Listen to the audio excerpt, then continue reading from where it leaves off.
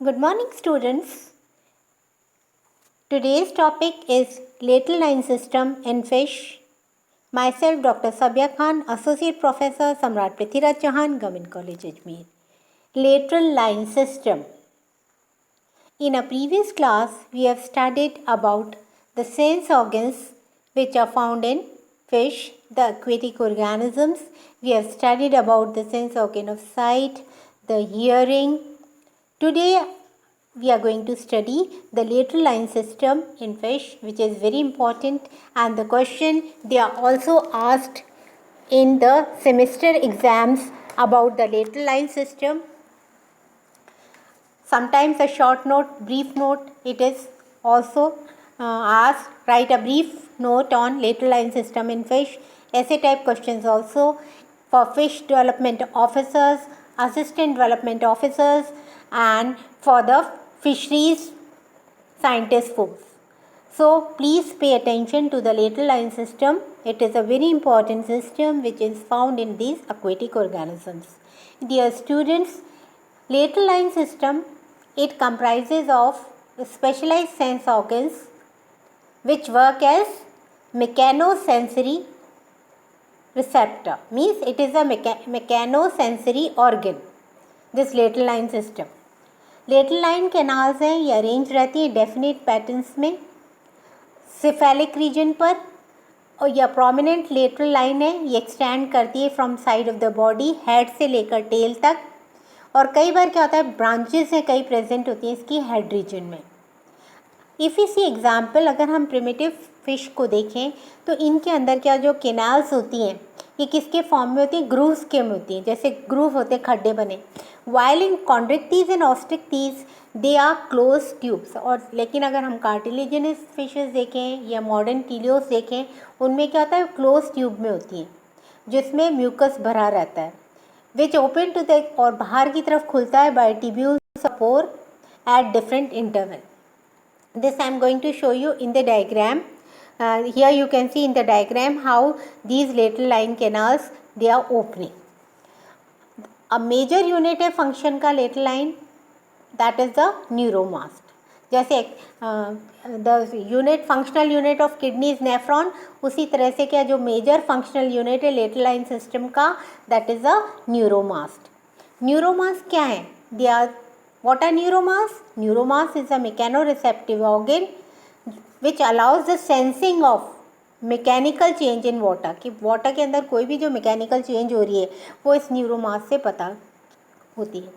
और there are two varieties of neuromass जो होती हैं animals के अंदर. एक तो होती है canal neuromass और एक होती है superficial, और they are also called as freestanding neuromass. So what are neuromass? They are the mechanoreceptive organs.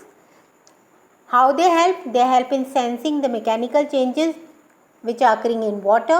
Or there are two type of neuromass. One is the canal neuromass and another is a superficial neuromass जिसको freestanding neuromass भी कहते हैं. अब ये superficial neuromass है, ये कहाँ located होती है? बाहर की तरफ पे, externally on the surface of the body. और जो कैनाल न्यूरोमास है वो कहाँ लोकेटेड होती है? लेटरल लाइन सबडर्मल लेयर्स में, उसमें फ्लूइड भरे रहते हैं कैनाल्स के अंदर. न्यूरोमास में रिसेप्टिव हेयर सेल्स होते हैं जिनके टिप्स होते हैं ना कवर्ड होते हैं किससे? जेली लाइक क्यूपुला से. तो जेली लाइक क्यूपुला से कवर्ड रहते हैं. हेयर सेल्स हैं, उनमें क्या होता है ग्लूटामेरिक एफरेंट कनेक्शन होता है नर्व्स का, और कोलिनर्जिक इफरेंट कनेक्शन. तो एफरेंट और इफरेंट का कनेक्शन रहता है इनके अंदर. किसके अंदर? हेयर सेल्स के अंदर. तो जो रिसेप्टिव हेयर सेल्स हैं ये मॉडिफाइड क्या हैं? एपिथेलियल सेल्स हैं, और इनमें bundle of 40 to 50 microvilli hairs होते हैं जो कि फंक्शन करते हैं मेकेनो रिसेप्टर की तरह. तो अब पूरा जो एनाटमी हमने देखी तो न्यूरोमास की जो सुपरफिशियल न्यूरोमास है उसमें हमने बताया कि किस तरह से ये कनेक्टेड रहते हैं हेयर क्यूपुला से, फिर हेयर सेल से इनका कनेक्शन है, इनके अंदर माइक्रोविला हेयर सेल्स होती हैं जो हेल्प करती हैं मेकेनो रिसेप्टर्स की तरह. दीज बंडल्स ये ऑर्गेनाइज रहते हैं रफ स्टेयर केस में और लेंथ को बढ़ाते हैं. अब here you can see in the diagram it is very well clear कि किस तरह से देखिए. You can see the lateral line है, फिर लेटरल लाइन में आपको नर्व्स दिख रही हैं, ये न्यूरोमास सेल्स हैं, मसल्स है, एपिडर्मिस है, ये लेटरल लाइन है जो है, और ये स्केल्स है इसके। अब now if you see the structure कैसे है जो हेयर सेल्स का, ये हमने देखा क्यूपुला बन गया, फिर इसमें सेंसरी हेयर सेल्स है और नर्व सप्लाई है। तो this is the structure of the neuromast. So this question is also asked, draw label diagram of the typical of fish. So you can answer this by this diagram. Now in the next diagram you can see the lateral line organs which are found in fish. You can see the fish arrows में इसमें marked है। कैसे देख रहे हैं आपको, head to tell तक जा रहा है लेटरल लाइन, एक हेड के इधर नीचे आ रहा है, तो these are the lateral line organs. ये कहीं भी सिचुएटेड हो सकते हैं। तो एक तो क्या होता है, मेन इंपॉर्टेंट थिंग है कि लेटरल लाइन ऑर्गन से ये केवल वाटर में वर्क करते हैं और इनकी लोकेशन क्या होती है, एक तो ये लेटरल साइड में हो रही है, सुप्रा ऑर्बिटल मतलब अबव आई होते हैं या तो बिलो आई होते हैं या लोअर जॉ के नीचे होते हैं। तो तीन इनकी पोजीशंस हैं and you can see in the diagram में वेरी वेल क्लियर है, above eye, below eye, jaws के इधर, और एक extending from head to the tail. What are the function जो इम्पॉर्टेंट है, वो डिटेक्ट करते हैं प्रे को, अवॉइड प्रेडेटर्स को, स्कूलिंग मीन्स इकट्ठी जो फिशेज हैं वो जाएंगी, और इंटरप्रेट सराउंडिंग्स को करते हैं कि किस तरह से सराउंडिंग्स है।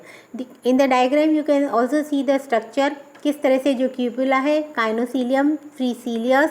इन a next slide I am going to explain you also very clear how it is working.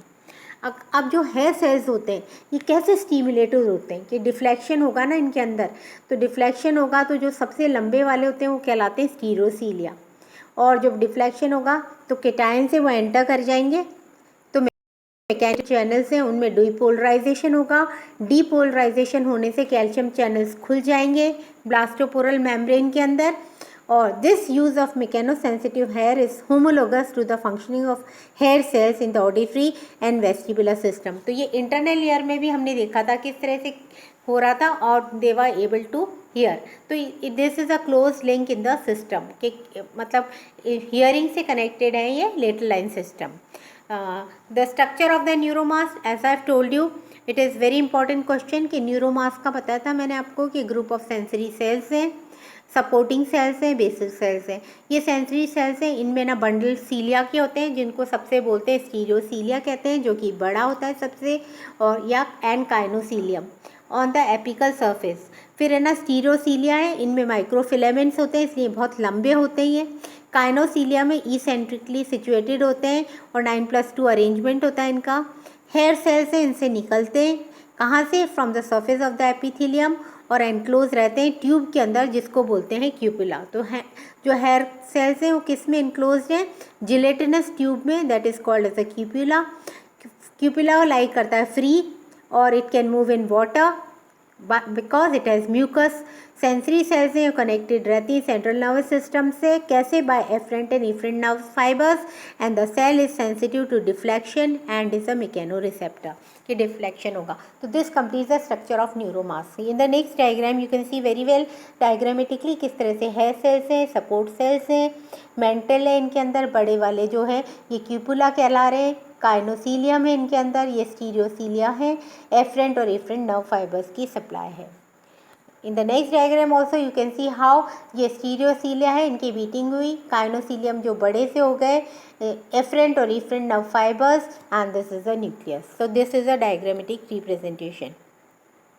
Fishes हैं इनके अंदर जो ऑर्गन्स हैं ये न्यूरोमास कहलाते हैं। कहाँ होते हैं, स्किन पर होते हैं, हॉलो होते हैं, और न्यूरोब्लास्ट ये न्यूरोमास ये फाउंड होते हैं हेड में, ट्रंक और टेल रीजन के अंदर। तो इनमें again I am repeating hair cells होती हैं, जो हेयर सेल्स होती हैं उनमें सीलिया होते हैं जो कि एम्बेडेड रहते हैं क्यूपुला के अंदर। ये हेयर सेल्स हैं, इनमें न्यूरोमास होता है जो डिटेक्ट करता है जो भी मैकेनिकल चेंज हो रही है वाटर के अंदर। Fishes can use a lateral line system to detect unidirectional flow and oscillatory flow, कोई भी वाइब्रेशन हो रहा है over a distance of 1 to 2 body length and at a low frequency। Frequency कितनी होती है, 0 से 200 हर्ट्ज तक की फ्रीक्वेंसी पे डिटेक्ट कर सकते हैं। तो अगर हम ह्यूमन्स और फिश को देखें तो उनके अंदर कई चीज़ें बहुत सिमिलर हैं और बॉडी पार्ट, जैसे ह्यूमन है उसके अंदर लंग्स हैं, फिशेस के अंदर गिल्स है। ह्यूमन में स्टमक है, फिशेस में स्टमक, लिवर, दोनों में लिवर, किडनी होते हैं, ईयर्स है, तो फिशेस के अंदर लेटल लाइन है, सिस्टम है, उथोलिट्स होते हैं। ह्यूमन बींग्स में स्किन है, तो फिशेस में स्केल्स हैं, जो कि नोज़ है, फिशेस में नेल्स होते हैं, और ह्यूमन बींग्स में आर्म्स हैं, फिशेस के अंदर क्या होते हैं, पिक्टोरल एंड पेल्विक फिन्स होते हैं।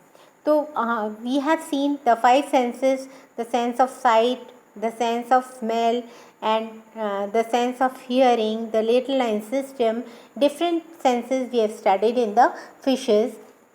फिशेस के अंदर स्मेल की भी होती है एक सेंस, है ना, तो नो स्मेल कर सकते हैं कि they use the nostrils, nares, जो लोकेटेड कहाँ होते हैं, above the mouth, under the skin, तो दे ऑल्सो हैव दिस। तो इफ़ वी सी द अब now coming to the sensory mechanism and neuromast, कि सेंस किस तरह से वर्क करते हैं। तो क्यूपिला के अंदर हेयर एम्बेडेड है, तो ये मूव करेंगे सराउंडिंग वाटर में, तो मूवमेंट होगा फिशेस का, तो इससे प्रेशर हो जाएगा, प्रेशर ग्रेडियंट होगा, वेव जनरेट हो जाती हैं, तो जिससे ऑसिलेशन होगा तो बीटिंग होगी हेयर बंडल्स की, और तो हेयर बंडल्स की जो डिफ्लेक्शन जब सीलिया के अंदर होगा तो किससे होगा, आयंस जो होंगे अक्रॉस मेम्ब्रेन, उनमें डीपोलराइजेशन हो जाएगा। डीपोलराइजेशन होने से क्या होगा कि जो कैल्शियम गेटेड चैनल से खुल जाएंगे, और इस तरह से जो इन्फॉर्मेशन है वो ब्रेन तक चली जाएगी, एंड फिश कैन डिटेक्ट कि उनकी सराउंडिंग में कोई प्रे है, फूड है, उसको वो डिटेक्ट कर सकती हैं फिशेस। तो फिशेस अगर हम देखते हैं कि अगर कई बार क्या होता है, रिड्यूस स्विम ब्लैडर है, जैसे फ्लैट फिशेस हैं, तो उनके अंदर क्या होगी, हियरिंग एबिलिटी कम होगी।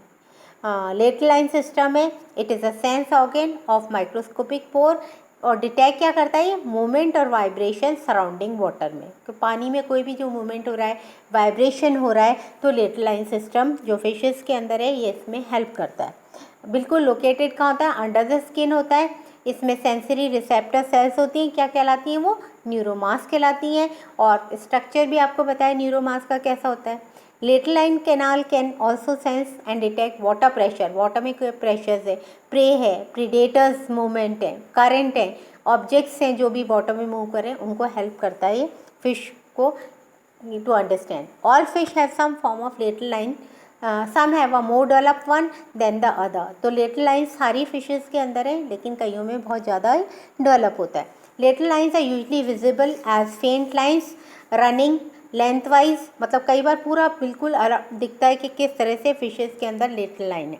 तो अब लेटल लाइन सिस्टम के व्हाट आर द फंक्शंस के, एक तो ये फंक्शंस करता है similar to the sense of touch and hearing. तो अर्लियर हाइपोथेसिस ये थी फंक्शनल लेटल लाइन सिस्टम में ये सिक्रीट करता है म्यूकस, जो कि कवर करता है बॉडी को, लेकिन बाद में ये डिटरमिन किया गया कि जो वाटर करंट्स है उसमें मैकेनिकल मूवमेंट्स है, उनको डिटेक्ट करता है। Fish can sense water movements ranging from large scale, and the lateral line has function in schooling, prey detection, spawning, rheotaxis, which is a form of taxis when fish face an ongoing current, courtship and station holding. It is thought that the lateral line system can create hydrodynamic images of the surrounding area, and this can be achieved by detecting movement and stationary objects in active and passive voice. तो मतलब objects है ना, उनको भी हम detect कर सकते हैं एक्टिव और पैसिव वॉइस में। तो this is a important function. So in this topic we have studied about the lateral line system, the structure of the neuromast cells, how this lateral line system it is helping the fish. Hope you have understood, but before ending, as usual, I am asking a question and which your dear students are going to reply in the comment box. So, what is rheotaxis? And you are going to reply. In the next class, we are going to study some important topic. Till then, goodbye, stay safe and thank you.